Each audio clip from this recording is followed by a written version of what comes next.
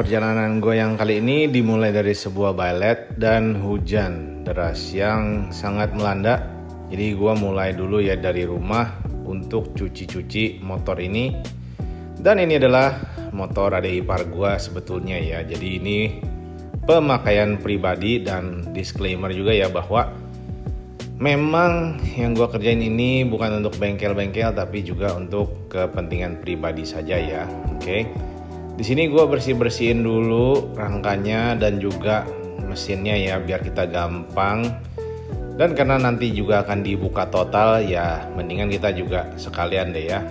Kita pasangin cover baru ya biar keren. Terus kemudian juga nanti kita akan ganti handle-nya. Di sini gue pakai gram roller silang 14 dan 15 karena nanti akan kita ganti TPS-nya juga ya.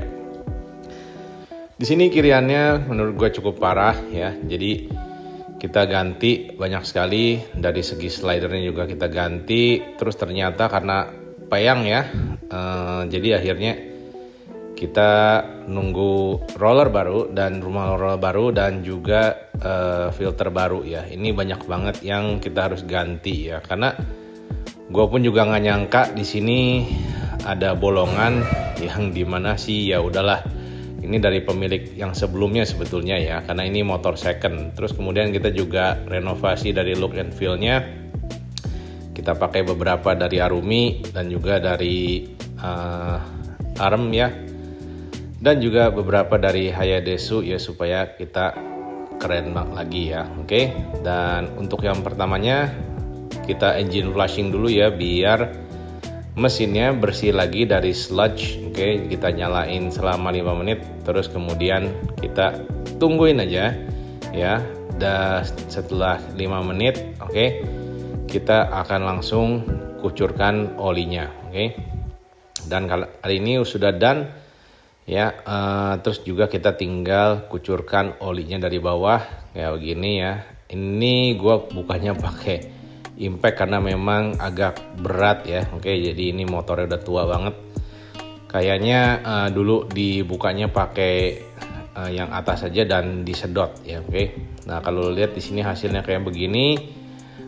Terus kemudian di sini gua tambahin aditif Olix ya supaya yang selanjutnya ada fillernya ya dan tidak ada kebocoran dari segi oli ataupun juga dari segi radiator ya, yang dimana itu bisa mengucur ke dalam mesin ya jika ada kebocoran. Oke, karena tadi gue udah engine flushing, jadi gue memastikan ya bahwa tidak ada kebocoran dengan menggunakan aditif. Banyak yang berkira tidak perlu ya, bisa saja iya, bisa saja tidak. Cuman di sini gue senang banget dengan efek daripada aditif oli. Karena memastikan kalau misalnya motor-motor yang sudah agak lama seperti ini, apalagi juga habis flushing, ganti oli dan sebagainya, itu semuanya bisa berjalan dengan lancar. Dan akhirnya momen-momen yang selanjutnya di mana kita melepaskan semua bodi bagian depannya ya, karena kita akan segera memasang bailet.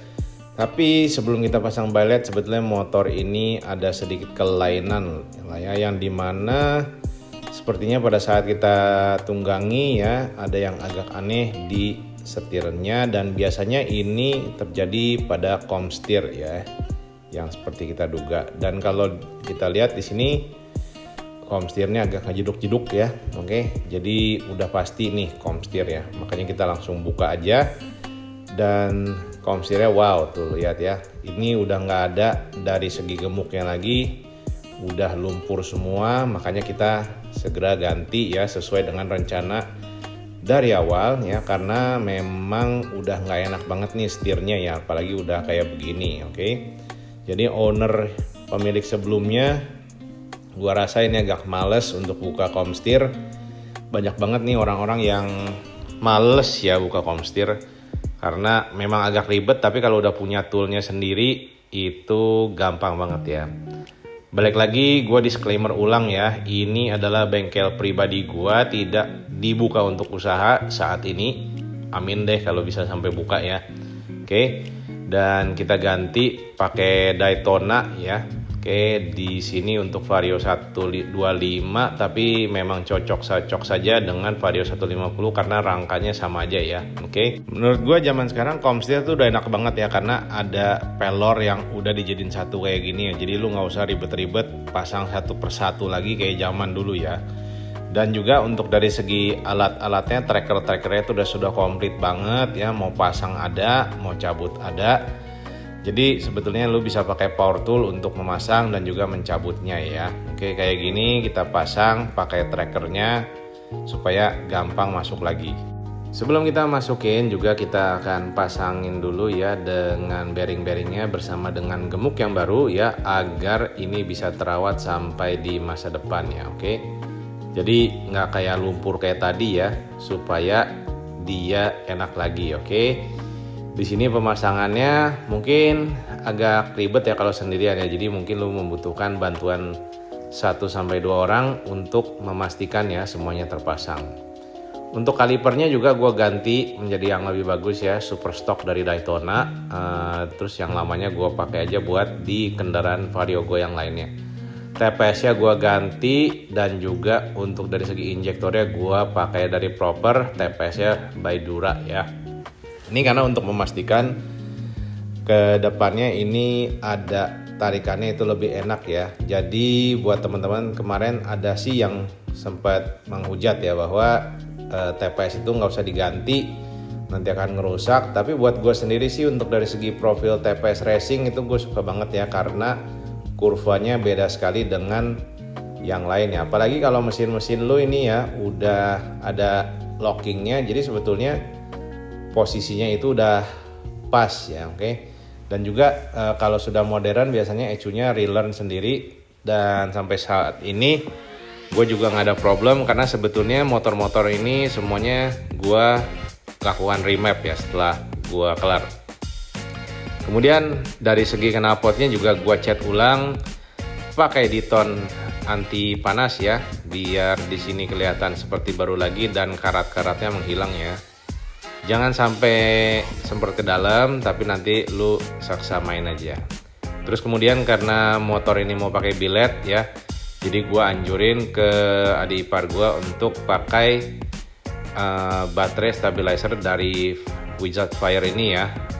Kalau nggak salah dari Verox, dan ini sih agak bercanda ya untuk dari segi brake fluidnya. Kita udah ngeliat ngelumpur lagi, jadi kita ganti aja pakai STP.3. Oke, kita masukin.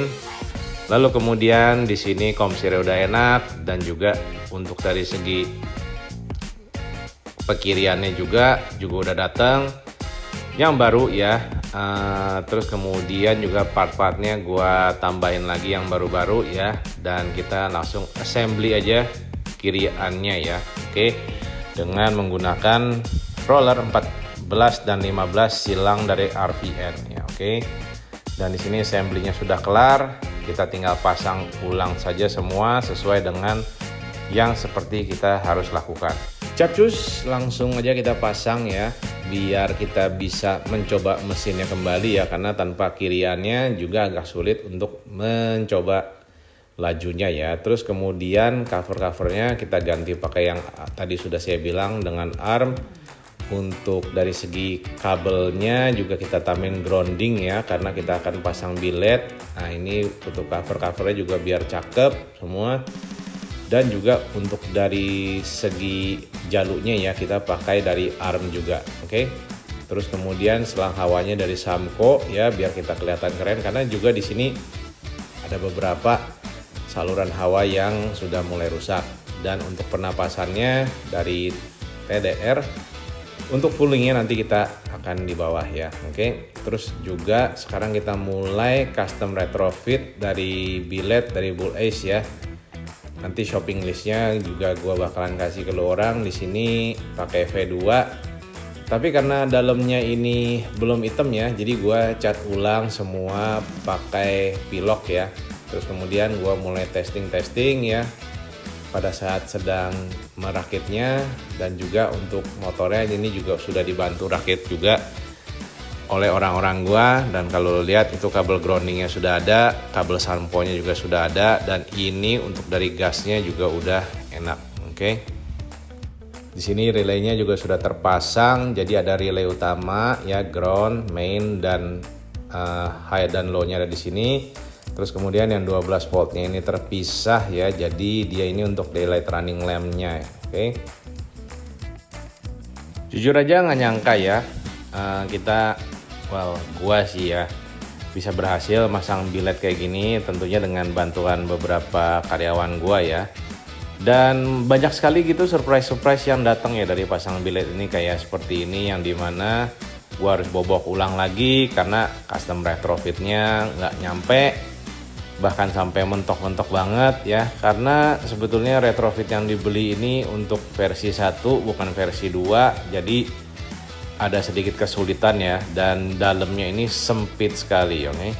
Jadi begitulah, biletnya sudah terpasang. Untuk dari segi kiri-kiriannya juga banyak sekali yang kita upgrade ya. Jadi ada persentri, PCVT, mangkoknya, rumah rollernya, terus untuk juga sistem pembakarannya juga kita ganti TPS, injektor dan busi dan kopnya. Terus kemudian untuk dari selang hawanya juga kita ada yang beberapa kita ganti.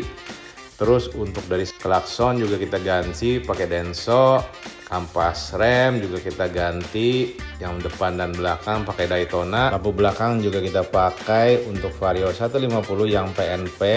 Terus kemudian untuk dari segi samping kita pakai arm, dan juga LED-nya sudah tidak dipakai lagi ya, karena kita pakai biled yang hasilnya keren banget ya guys. Enjoy. Jangan lupa untuk subscribe, tanya-tanya, dan DM jika ada pertanyaan mengenai apapun juga tentang upgrade ini ya.